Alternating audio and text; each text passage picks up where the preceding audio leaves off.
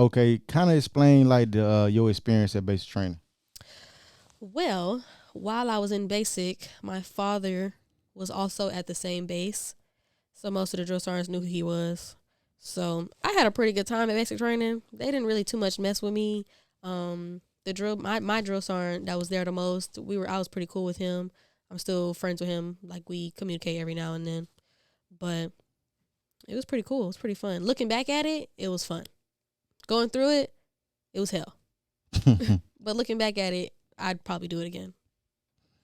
Okay, so you got like something that stands out at the top of your head on like something that happened at basic training where you was with kind of like a I don't want to say culture shock, but like something that you was like, oh shit, this real. Like Probably when it came time to throw that grenade.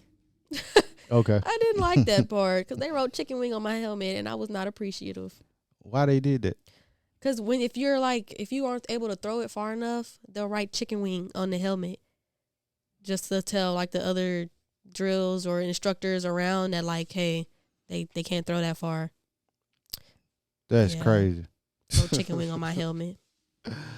But that was probably like the only like shocking part. Like, damn, I'm doing like Real army soldier stuff. shit. Okay, okay. So okay, when you got done with basic training, so kind of like what was your first duty station? It was here, right? hmm Okay, so when you got here, did you come straight to this unit or what?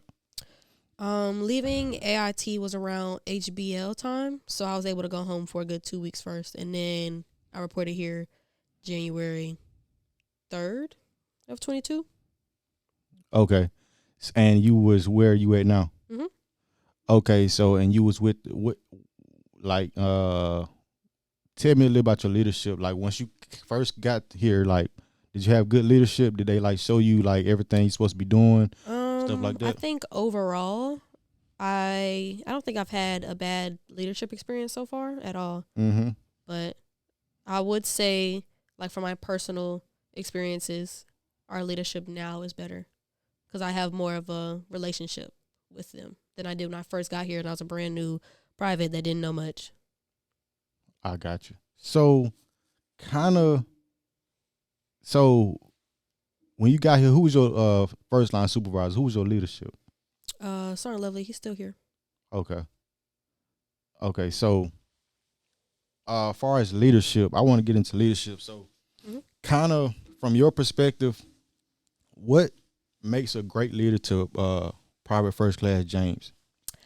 I feel like being personable and actually being a human is like what's most effective with me personally.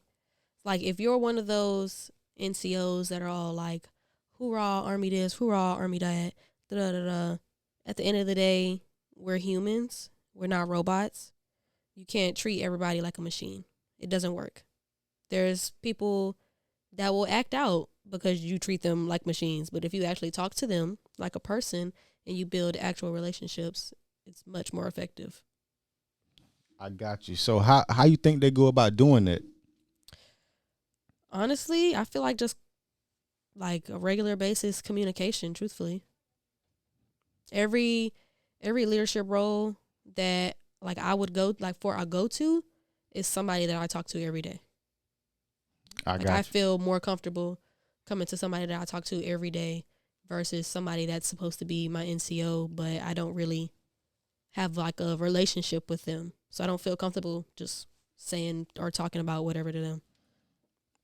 I got you. So, far as your leadership, so uh, what is next for you? Probably like what is next for you? Far like, do you see the army as a career or what? Honestly, I do not know. I wish I had an answer, but I'm in between like three different options in my mind. And I don't know if I want to get out, or if I want to go warrant officer, or if I just want to, throw the ball full swing and go officer.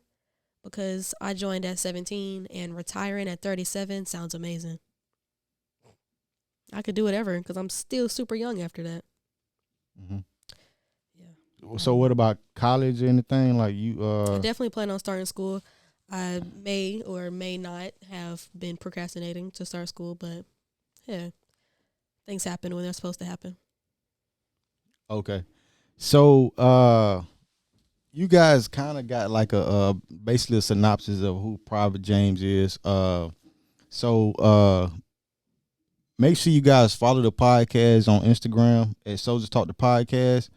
Also, make sure you guys follow the podcast on Apple Podcasts and also Spotify.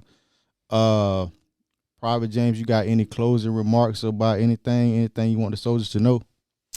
Um, don't let other people's experiences dictate how you live your career, and that's about it. Not everybody's experiences are the same. Somebody might hate somewhere, and you might absolutely love that place.